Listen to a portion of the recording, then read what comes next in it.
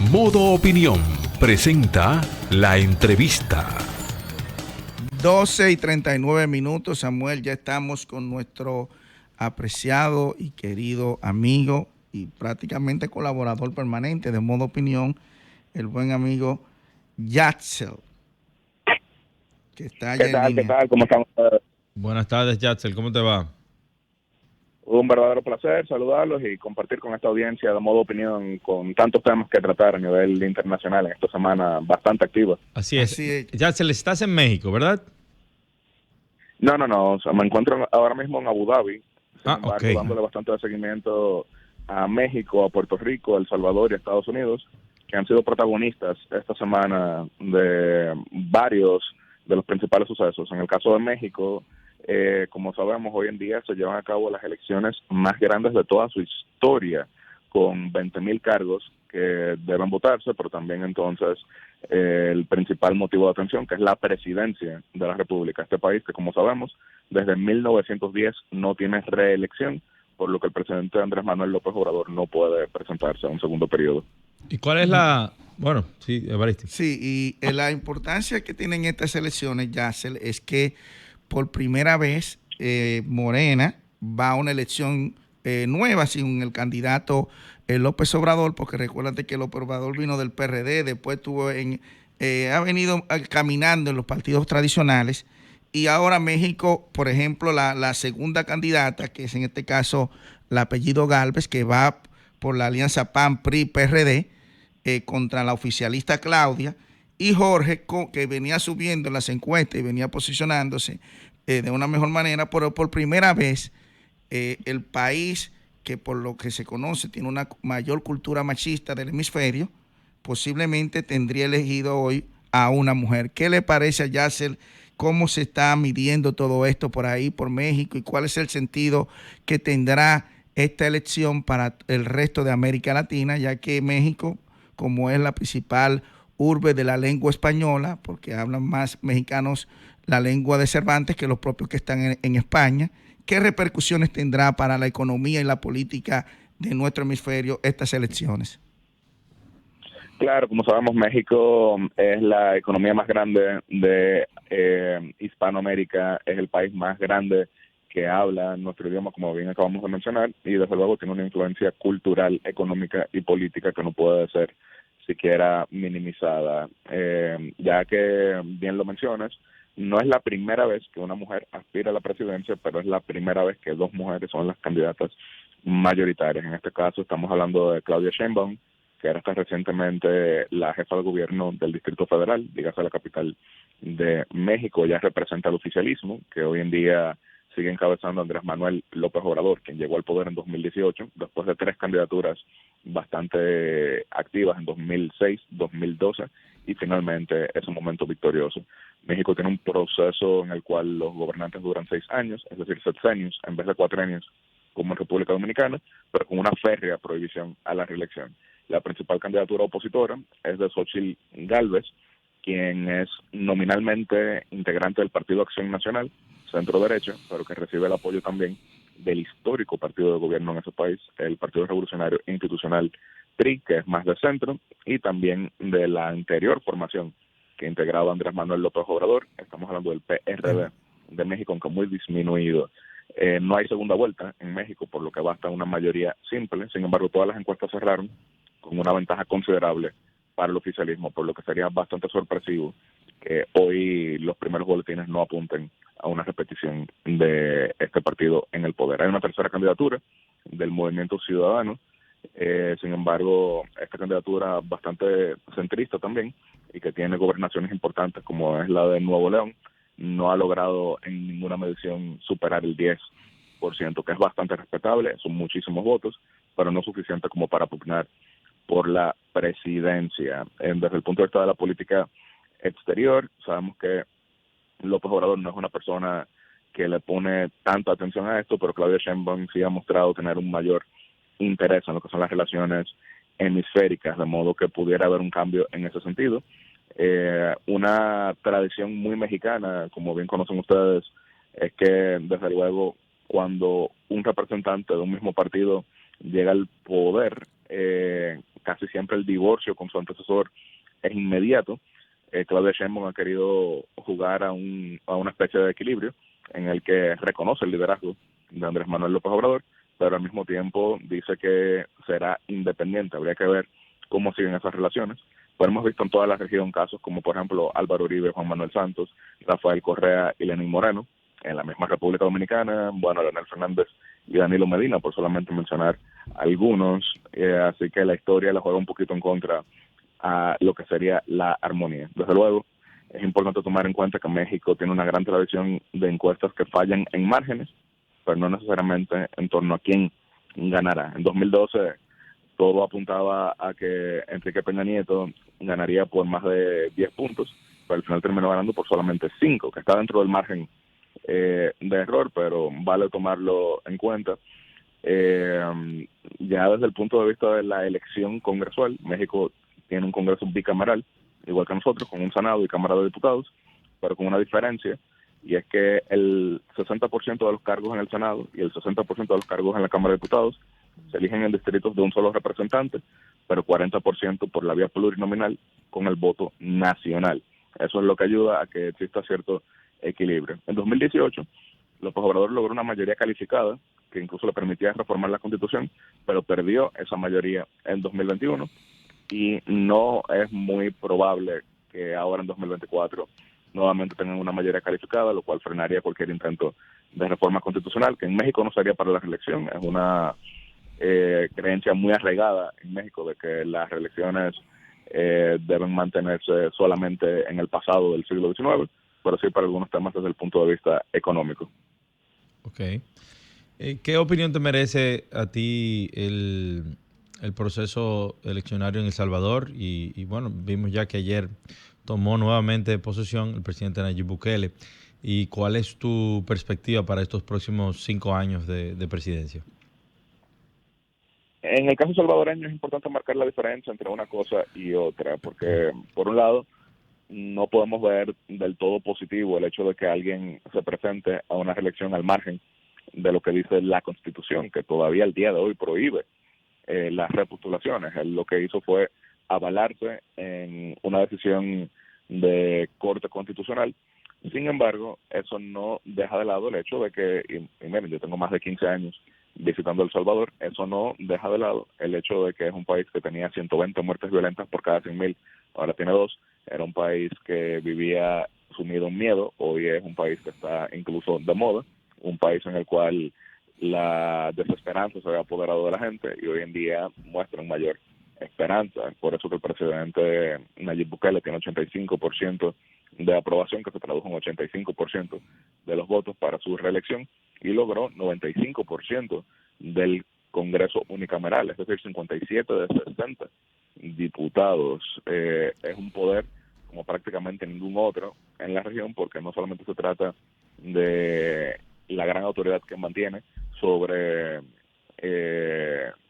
los poderes del Estado, dígase ejecutivo, legislativo y judicial, sino también con un gran aval popular. Así que es un fenómeno que trasciende las costas de El Salvador, al punto de que, sin ser un país grande territorialmente, es de hecho el más pequeño territorialmente de América Latina, sin ser un país con dinero petrolero para financiar lo que serían líneas políticas en otras latitudes, estamos viendo que se ha convertido en el ejemplo político por excelencia de toda la región en este momento, no solamente en Centroamérica, sino que cada vez vemos más suramericanos diciendo que van a ser el candidato Bukele, que van a aplicar la vía Bukele.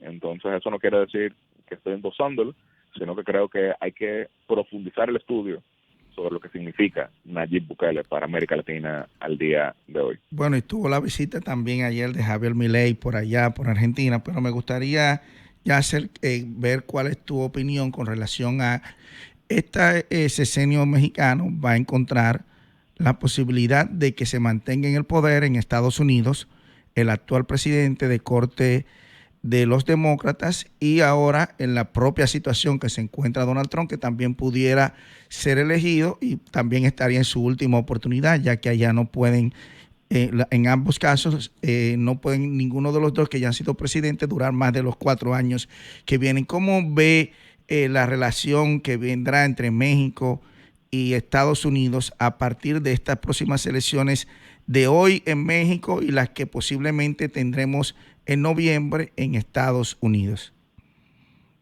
Depende mucho de lo que suceda en noviembre en Estados Unidos, porque obviamente Trump tiene una línea más transaccional, una línea más de negociación en torno a sus intereses, mientras que la línea de los demócratas, encabezados en este caso por Joe Biden, suele ser mucho más de diálogo con el caso mexicano, pero algo tienen en común ambos, y es que México se ha convertido ya no solamente en un gran emisor de migrantes, de hecho ha disminuido considerablemente lo que es la emisión de migrantes de México, sino en el principal punto de tránsito para migrantes de otras latitudes.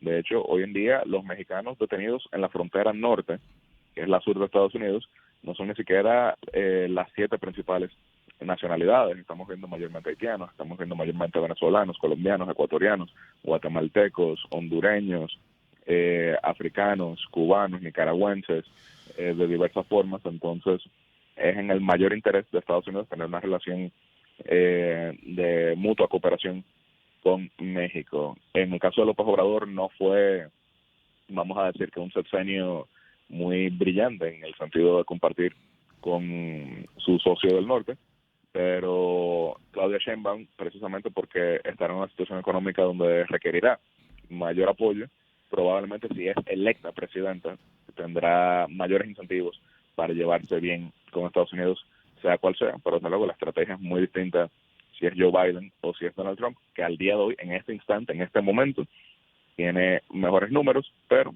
sabemos que eso se estará definiendo en noviembre. Hablando de noviembre, mientras se llevan a cabo las elecciones americanas, nuestra isla vecina de Puerto Rico escoge a su gobernador. Entonces, el mismo día de hoy se está votando en primarias simultáneas para ver las candidaturas de los partidos mayoritarios, y la mayor competencia está en el anexionista Partido Nuevo Progresista, que tiene como principal propuesta política convertirse en el estado número 51 de la Unión Estadounidense. El gobernador actual, Pedro Pierluisi, es de esa línea, pero tiene reto en la primaria de parte de la representante ante el Congreso de los Estados Unidos de esa jurisdicción, Jennifer González. En Puerto Rico no se reelige ningún gobernador desde 1996. Pedro Pierluisi quiere romper ese reto, sin embargo, las encuestas cerraron con una competencia mucho más cercana de lo que hubiesen querido, por lo que tendremos que ver hoy también hasta el último conteo de votos. En el caso de Atlas Intel, que es una firma que se ha ido convirtiendo muy prestigiosa, ahí sí dio una ventaja considerable al gobernador reeleccionista, pero en la encuesta del Nuevo Día, que es uno de los diarios más prestigiosos de esa isla, ahí cerró en empate técnico por solamente 2 puntos. En Puerto Rico los dominicanos tenemos una importancia considerable en el caso de San Juan, más que todo, y de hecho generalmente los dominicanos votantes en San Juan suelen ser de línea anexionista, suelen ser de línea proamericana, así que probablemente muchos compatriotas nuestros están votando el día de hoy, ya sea por Pierluisi o ya sea por Jennifer González. Yatzel, ¿cuándo fue la última vez que se hizo un referéndum en Puerto Rico con relación al tema de la anexión? ¿Recuerdas? La última vez que se llevó a cabo fue en el año 2017. Sin embargo, en Puerto Rico se han hecho muchos y siempre ha sido complejo el establecer la validez de uno u otro. Por ejemplo, en el año 1998 hubo un referéndum, pero eso fue ganado por la opción ninguna de las anteriores, ya que en ese momento se quejaban los promotores del status quo actual, es decir, el Estado Libre Asociado, se quejaban de que la definición que le daban a su propuesta era sugestiva, así que promovieron ninguna de las anteriores. En 2017 ganó la opción de la anexión definitiva. En 2012 también ganó la propuesta de la anexión definitiva y se ha ido volviendo cada vez más popular, se ha ido volviendo cada vez más común que los puertorriqueños quieran ser Estado, pero tomando en cuenta su situación económica, la división legislativa que existe en Washington, no es el mejor momento para esa propuesta, pero es definitivamente la más popular, aunque precisamente por las crisis económicas que han estado viviendo del 2005 en adelante, ya por primera vez en muchísimo tiempo, candidatos de línea independentista tienen un arraigo que no se veía en las encuestas. De hecho, el candidato Juan Dalmau, del Partido Independentista Puertorriqueño, partido que últimamente sacaba entre 2 y 5%, ahora está marcando 20%, fruto de esas frustraciones que vive una jurisdicción que del 2005 en adelante dejó de crecer, porque la ventaja comparativa que ellos tenían ya no es tal, es decir, ese acceso privilegiado al mercado estadounidense.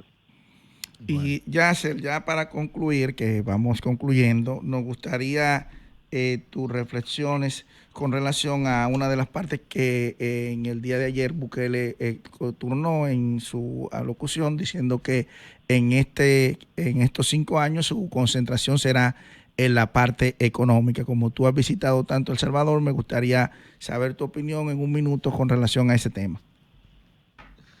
Sí, El Salvador tiene muchos retos económicos por diversas razones. La violencia los golpeaba, pero también, desde luego, la apuesta que hicieron al Bitcoin como moneda de curso legal no necesariamente trajo los resultados que ellos hubiesen deseado, no necesariamente trajo la bonanza a la que le hubiesen apostado. Eso significó degradación del valor de su deuda, eso significó una caída en el crecimiento, eso significó también un aumento en la inflación, que no suele ser común en países dolarizados.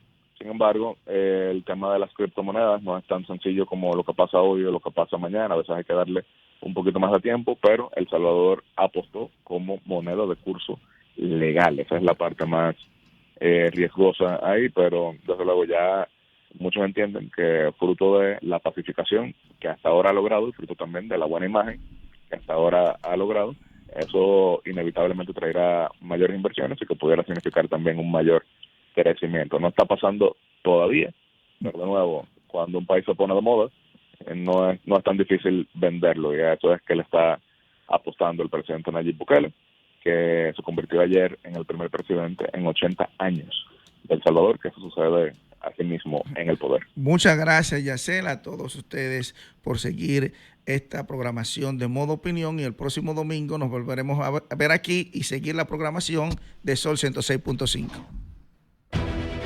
Sol 106.5, la más interactiva.